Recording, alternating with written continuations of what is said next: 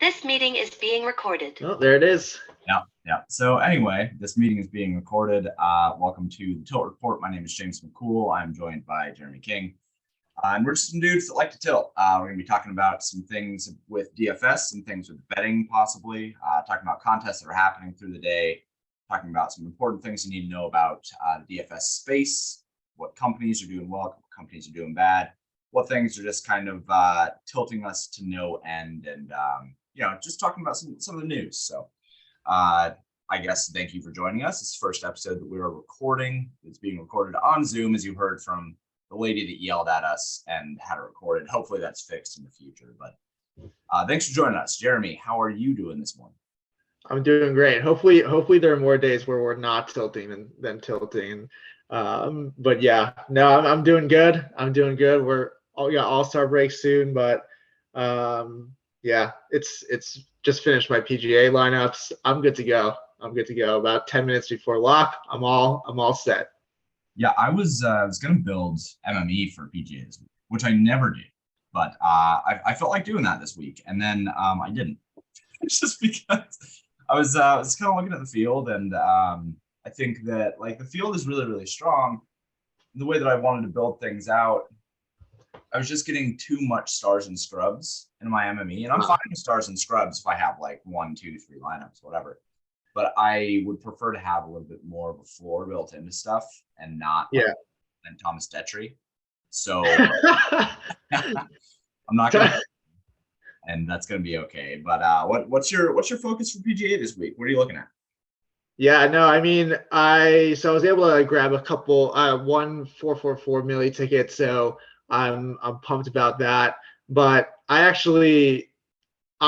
MMEing this week. I'm doing a full 150 for the pitch and putt, 300K to first. I I feel the same way.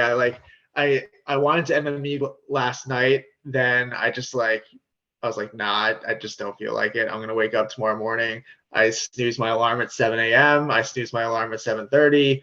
I was like, okay, 8 o'clock. I better get this 150 set in because otherwise I'm just totally fucked. But no, this is a fun week. I mean, it's going to be a tough course at Riviera. So I actually wasn't even into PGA DFS at this time last year.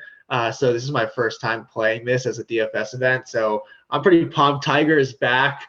Hopefully some fish play him. Considering he hasn't played in like years or like legitimately played, but he's 7,300. But I don't know, like in a 150 set, it's hard to say like what I'm like really getting into. I think that ownership and pricing is pretty good, and it always is pretty good in PGA. So, but there's some guys at the top that I really like. I flag planted Shane Lowry at the bottom at 7,400 on my article on ETR. So it should be a fun week. I'll probably be dead on Friday, after Lowry goes like +6 and, is like sweating his balls off, ordering. There's a joke in the ETR Discord, like, he's going to be ordering DoorDash to his like Airbnb by Saturday or something because he's like so depressed. So that's probably what's going to happen. But, if it hits, it hits, and it'll be like 4% owned. So I'm good to go. Yeah, Shane Lowry, he's underpriced a bit. I use a model to determine who's underpriced based on their odds to finish. And yeah, Shane Lowry looks fine. I'm on Tommy Fleetwood. He's the guy that I'm backing this week. He's similarly underpriced, I think, and he's right there with Shane Lowry, right? Yeah, I mean, I feel like all the DP World Tour guys, like, people just don't like to play them. Other than Thomas Detry, the aforementioned Thomas Detry, people seem to like to play him. But most of the DP guys, like, people don't like playing. Like last week, Tyrrell Hatton, he was at like 6% owned. I was like, this guy is like legitimately a good golfer. Like he's coming like second, first, like in some like legit contests. I'm like 6% owned at like 8,300 last week was ridiculous. Of course, he's gonna take a little bit of ownership this week because that's what DFS is take a look at last week, who did well, let's play them. They gotta do well the next week, right? Then recent form and all of that. So but no, it should be a fun week. It's gonna be a tough course. So I can't wait to open the shitty shot tracker on PGA, the new shot tracker on PGA website, and till people like chipping it from like 20 feet to like 40 feet from the green, just totally missing the pin. So that'll be fun over the next couple, if not 4 days. Okay, so there's one thing that tilts both of us. How the fuck is their app so bad? It doesn't seem like it's a hard thing to build. It's just like, and they fuck it up every single time, and I don't get it.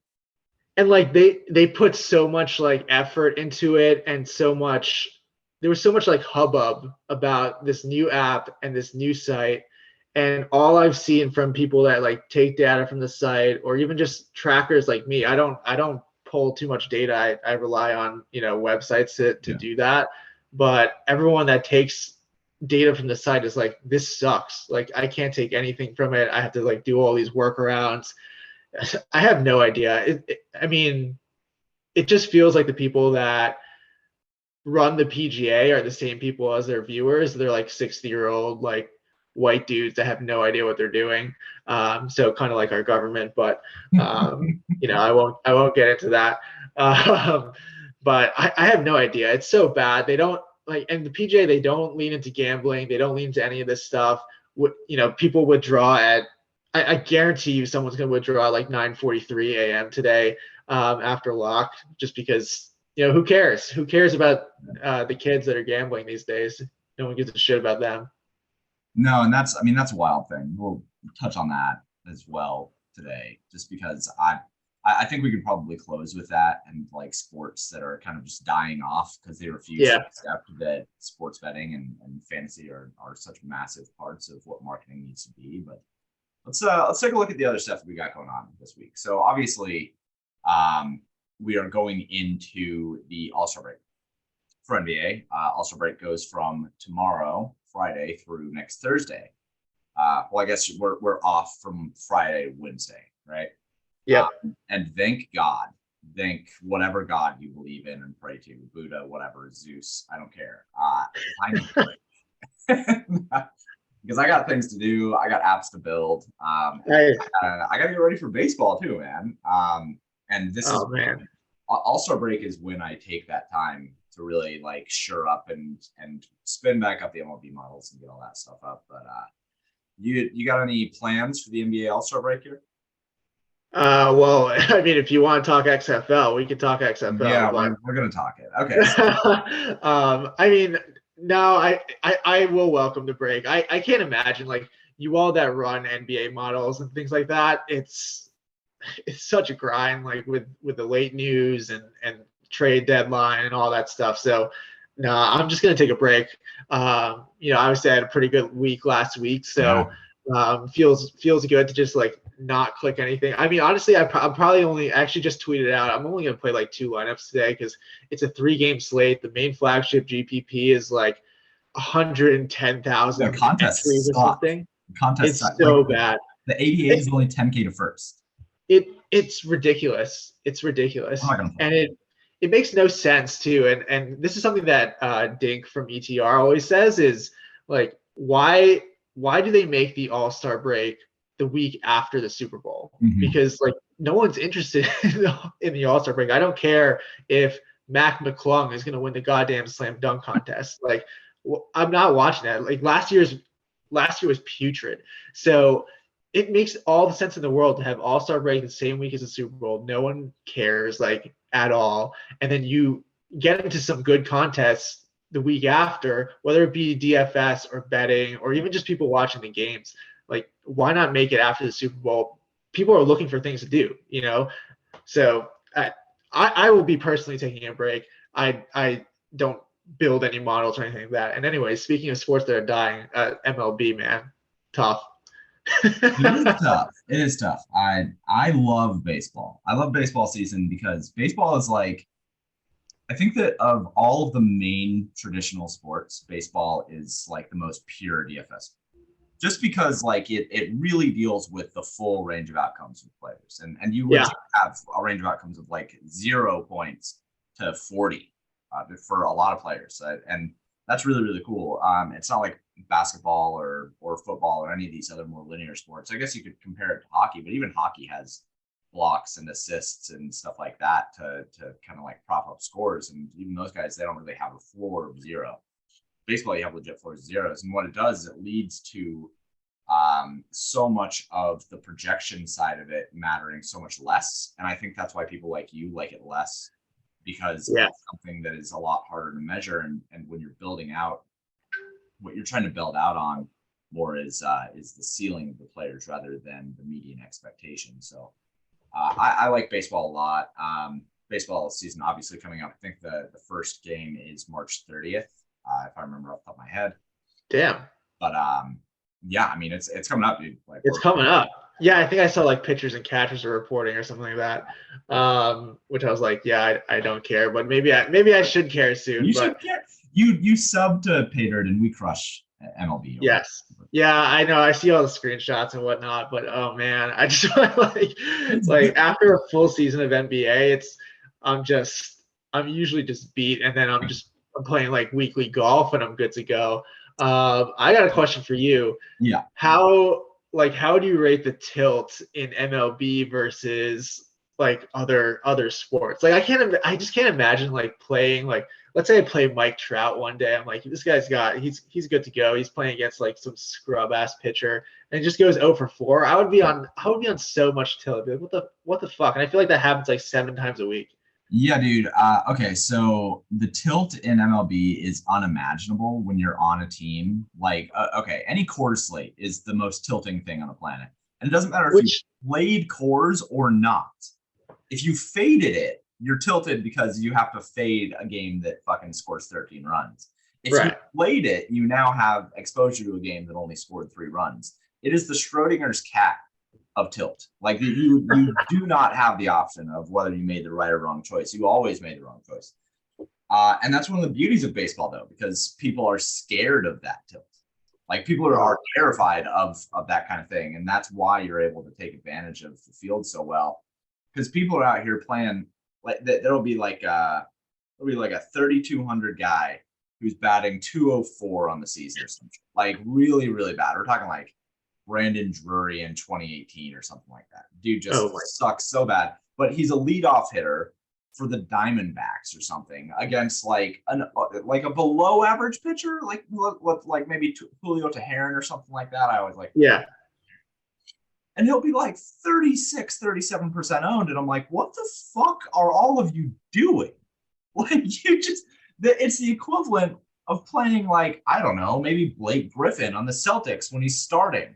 And in NBA, like maybe that makes sense. But in baseball, you can't do that. So there's the tilt of it, I think, is massive. It is probably maybe the second most tilting sport. I think the NFL is a little bit more tilting than baseball. NFL. But as far as that tilt goes, it's paid off by the field not knowing what the fuck they're doing. And yeah, speaking of that, really quick, I wanna move into XFL because we should talk a little bit about XFL. I'm not doing projections for it. Yeah. I think people at the Paydirt community are going to try to bully me into playing it and building for it. But I messaged like a main guy who's going to be building projections for it. And he's fucking gung-ho for it. I'm like, okay, all right, fine. People are going to bully me. Where do I find stuff for this? Like where do I find baselines? Where do I find anything for this? And his response was, no offense, but don't fucking waste your time. Yeah. I mean, yeah. Well, one, Cody is fantastic, and obviously he's. I think his title is Director of Niche Sports at ETR, which is incredible. But he always makes jokes about it in Discord, but like that guy grinds like all the team Twitters, like coaching, like quotes, all of that stuff from all these people. He'll like look back at like Wade Phillips like pass right over expectation when he was in the NFL, and then try and translate that to, I think Wade Phillips is one of the coaches for XFL. So yeah, it's a massive grind. And then even if we take like USFL from last year, it's just so variable So it becomes a lot of like, to me, it becomes just a big game theory DFS game versus like the actual sport you're playing. But that's the thing, is no one wants to do projections or anything like that for it. So, I value that product at ETR because I know that he's grinding through like coaching quotes and stuff, and like whatever edge I can get, I'm happy to run with it. Yeah, I just want to send people to ETR and to run the sims and just like fucking go crazy. And like I will monitor those discords, right? So that I can know who people are playing, and I will just not play them because I think everybody will be wrong. I don't think it's going to be possibly right. I say the same thing about like there are certain people that crush WNBA, and there are certain people that crush like these niche sports. I think most of the time, the general, like if you were really gonna attack it, the thing to do would just be play the least owned things of those sports, and you would probably just be fine. But yeah, I think last year in USFL that was pretty much true. Like you get guys that are like 0.86% owned and just like go off for 2 touchdowns and 100 yards, and you're like, what the fuck just happened? But that's everyone wants to click everyone else. The guy that I talked to said that it was basically gonna be like college football, but without beat reporters or injury reports. Yeah, essentially. Fuck that. Earlier when we open up this podcast, we're talking about PGA. Thomas Detry, 5% owned in the 88. Oh, I gotta check this. Yeah, I love that. Rahm only 16%. Rory's 25. Rahm only 16? Yeah. Oh, I'm into that. This is the 88, right? Yeah.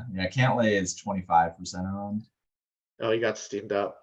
Yeah. Well, I mean, Cantlay, he was gonna be high owned. He was underpriced. Yeah, he was gonna be like, I think we had him at ETR at like 2021. Oh yeah, he's awesome. Okay, in the pitch and putt though, he's only 17%. That's interesting. Sharper people in the 88. That's what they say. Oh man, you bring that up. Well, Shane Lowry 3.66% in the pitch and putt, and I have 29%. So, GG to me. I'm fucked. You're fucked, dude. That's gonna be a terrible weekend. Yeah, it's gonna be bad. I have to bring this up because you mentioned it though. There's a thing that Sarah Meck tweets out every week, and it's like the sharps versus squares graph of like who played what. That, I mean, I don't know the person, but that is the worst graph in the world. It tells you nothing, and it's just so interesting to me that it's just assumed that people that play higher stakes are sharps. And oftentimes, like, I'm like, quite honestly, like people are just being little bitches and playing chalk in there. That's why those guys get steamed. And I'm like, nah, that's not a sharp versus square thing. I just wish they would name it something different. Like not sharps versus squares. Like name it high stakes versus low. Yeah, this is not me saying that people who play high stakes are bad or anything like that. But like, okay, so if you're looking at like a high dollar single entry, or even just like look at the 555, or if you look at like the 444 or something like that. Yeah. And you're like, oh man, this guy is twice as owned in the 555. Well, yeah, fucking no shit, because everybody's playing their cash lineup. Like it's not that they're that much better of a play. It's just that like that it's just a cash lineup. It's cash lineup with like maybe 1 or 2 pivots. I know how they're building those lineups. I know a lot of the high end pros. I know what they're doing, and I do think that the sharps versus squares thing. I don't think that it's squares. It's just the field is significantly larger, and like less people are playing their cash lineups. It's right. It's like you just obviously you need a different lineup to win different contests. Like yeah, if I'm 444 and I'm against 500 people, yeah, of course chalk is going to get a little bit more condensed and all that. You're just going to play Cantlay in that, and then you're going to get off him in the smaller dollar contests and like this. Exactly. That's game theory etiquette. It's not about being sharp versus square. In fact, I would say that like if you expected Cantlay to be high owned in the lower dollar stuff, then I would be surprised. Right. I'd be surprised by that. if you're a good player, you would think you would expect him to be much lower owned in that. Blender and I talk about that all the time. Like the $9 for NFL. Yeah. That's a great contest because not only are people playing less of like the good plays, I guess, but the way that it's spread out and the way that you gain your edge is in just being over the field on those things. So like you can still do that kind of stuff, especially in PGA. I think you can still do that stuff. You and I go back and forth on how much ownership matters in PGA, but it's everything. Is really, really valuable. So yeah, we're coming up on the end of this. So like I said, this is the inaugural episode. Usually what we're going to be doing is we're going to be talking about things that are happening that day for DFS, any news that you need to know about for the DFS space, maybe a little bit of betting stuff. And then we're going to talk about some things that are happening in the industry. And then we're just going to close with some closing thoughts. Be whatever. So Jeremy, what's your closing thought today? What do you got for me? My closing thought, go Shane Lowry. That's all I gotta say. I mean, we're 9 minutes after lock. I'm leveraged up to the tits with this guy. With his big man tits. I'm ready to go. So those are my closing thoughts. But I'm excited for this. I'm excited to get this started. It's a nice stream of consciousness podcast. Hopefully everyone enjoys it. Yeah, my closing thought is going to be not as DFS oriented, but there's been a lot of talk about AI recently, and there's been a lot of people talking about how, oh man, everything is so crazy and everything's so cool, and I just think that AI is just dumb as shit right now. And like it's important to understand what I mean when I say dumb as shit, and it's just that like ChatGPT is cool, but it's basically just like a Google parser. And all it is just giving you an answer that you could also find on Google. And like it is literally nothing else other than that, except that it is able to display it in a way that is more easy to read. More absorbable to like layman's people. So understand that when you are looking at AI, all it is just a program that does a specific task, and it likely is just an aggregate of a whole bunch of other things put together into one. But it still just does one thing. So I'm going to have a YouTube video probably talking through AI and like the finer points of it here pretty soon. But I just wanted to say AI is really, really cool, but don't think that we're like to the fucking singularity. Like we're not anywhere close to that. It's still way early. Yeah. Still way early in it. So I would agree. This has been the Tilt Report. My name is James McCool. Again, this is Jeremy King. Thanks for joining me. And we will talk to you guys next week during the All-Star break when I'm sure that we will be tilting hockey. We might tilt some hockey. Oh my God. Yeah, we might tilt some. So, thank you guys for tuning in again. Hopefully you guys are as excited for this podcast as we are, and we will talk to you guys next week.